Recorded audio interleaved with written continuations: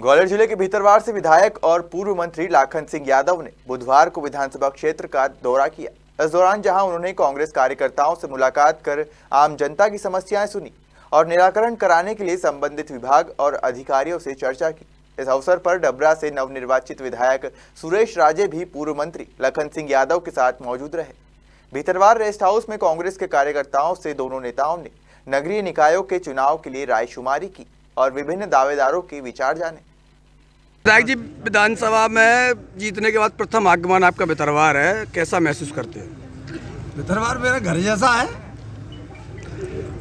डबरा विधानसभा में काफ़ी विकास कार्य जो अधूरे पड़े हैं, जो इमरती जी छोड़ गई हैं, उनके लिए आपको 2 से 3 महीने हो गया है। क्या प्रयास है और क्या करने के? हमारे पूरे प्रयास हैं, जो वादे उन्होंने किए थे वो पूरे करें न करें, लेकिन हम उन्हें पूरा करवा कर ही दम लेंगे। विधायक जी, आदरणीय मंत्री जी लाखन सिंह यादव जी ने आपके विधानसभा क्षेत्र में काफ़ी मेहनत की और इसका परिणाम ये हुआ कि आप काफ़ी अच्छे मतों से जीते। इमरती देवी जी ने, शिवराज सिंह ने, ज्योतिराज सिंधिया जी ने काफ़ी आश्वासन दिए थे, ऊंचे ऊंचे लंबे लंबे। उन आश्वासनों के बारे में आपकी क्या राय है? जैसे बारकरी जिगनिया की नहर। हमारा पूरा प्रयास है कि बारकरी जिगनिया नहर का उन्होंने घोषणा भले उन्होंने की हो, लेकिन हमारा पूरा प्रयास रहेगा कि हम सरकार से आग्रह करेंगे कि पहले तो उसको पूरा करें, और आग्रह अगर स्वीकार नहीं हुआ तो फिर संघर्ष करेंगे, लेकिन जिगनिया बारकरी नहर बने, ये हमारा पूरा प्रयास रहेगा। और पहले चूँकि मैं अकेला विधायक था, अब आप देख तो रहे हो।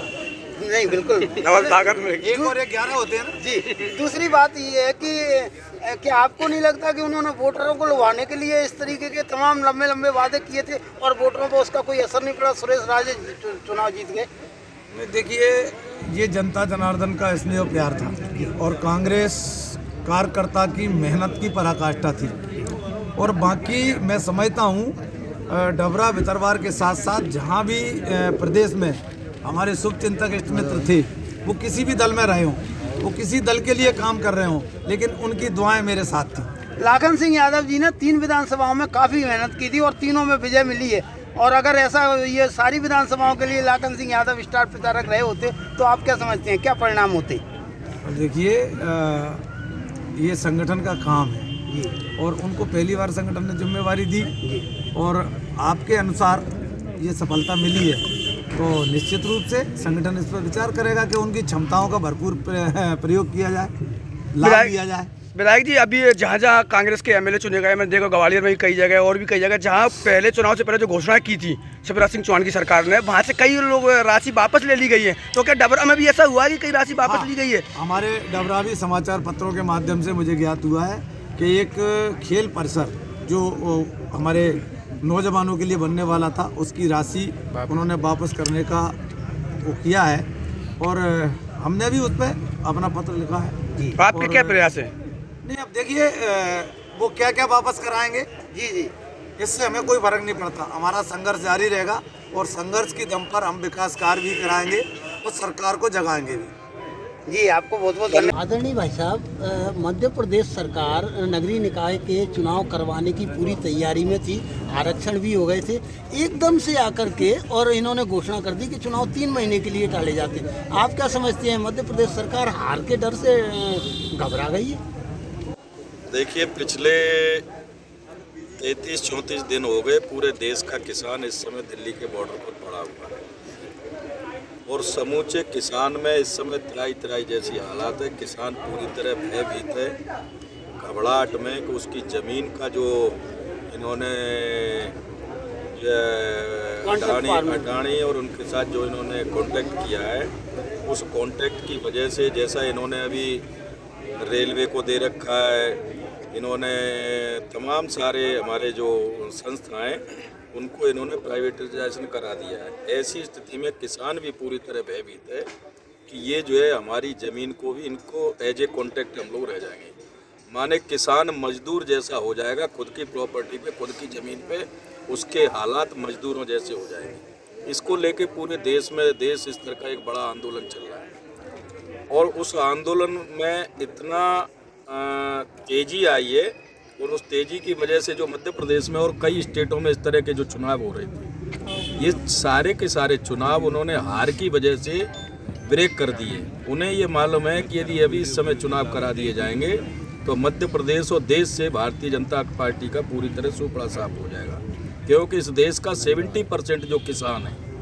वो खेती का काम करता है और ये सारे के सारे जो नगरीय निकाय चुनाव हैं, पंचायत चुनाव हैं, ये किसानों से रिलेटेड है। तो ऐसी स्थिति में इन्होंने सारा सर्वे कराया मध्य प्रदेश गवर्नमेंट ने, और सर्वे में जब इस निष्कर्ष पर पहुँचे कि अभी यदि हमने कॉरपोरेशन और पंचायत के चुनाव कराए तो निश्चित तौर पर भारतीय जनता पार्टी की बहुत बड़ी किरकिरी होगी, फजीती होगी। इन सब चीज़ों को दृष्टिगत रखते हुए उन्होंने ये चुनाव अपनी हार की वजह से घबरा के और चुनाव पोस्टपोन कराए।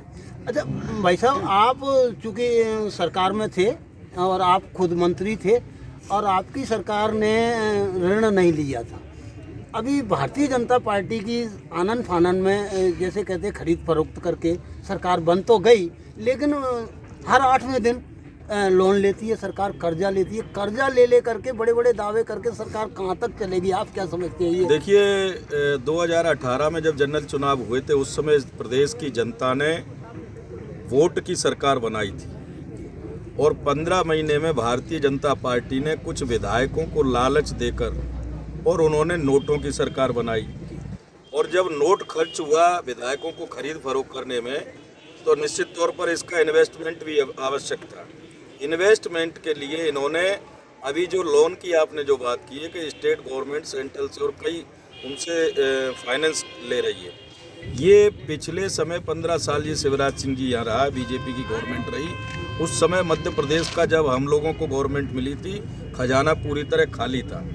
और आज फिर वही हालात जो है 15 महीने आदरणीय कमलनाथ जी ने कैसे मध्य प्रदेश की गवर्नमेंट को संचालित किया, मुझे लगता है उनसे बड़ा अनुभवी लीडर इस देश में कोई है नहीं। उनके अनुभव का हमारे और हमारे किसानों को, प्रदेश के किसानों को फ़ायदा मिला। आज फिर उन्होंने मध्य प्रदेश के ऊपर, किसानों के ऊपर, व्यापारियों के ऊपर, मजदूरों के ऊपर जो कर्जा ले लेकर थोपा जा रहा है, निश्चित तौर पर इसका भार हमें और आप सब लोगों को उठाना पड़ेगा। ये भारतीय जनता पार्टी सिर्फ अपना उल्लू सीधा करने के लिए इस तरह के फाइनेंस ले रही है स्टेट गवर्नमेंट। वैसा एक अंतिम प्रश्न ये है कि जैसा कि ज्योतिरादित्य सिंधिया ने आरोप लगाया था कमलनाथ जी पर, कांग्रेस पर, कि हमारी इज्जत नहीं की जा रही है, हमारा सम्मान नहीं किया जा रहा। हालांकि उनके कई मंत्री बनाए थे, कांग्रेस ने उनको काफ़ी वजन दिया था। अब वो भारतीय जनता पार्टी के नेता हो गए, अब उनको एक गेंदे की माला में संतोष होना पड़ता है और वो हामी भरते हैं कि देखिए ज्योतिरादित्य सिंधिया 18 साल कांग्रेस में रहे। 18 साल उनको लगातार उच्च पदों पर कांग्रेस ने रखा जी।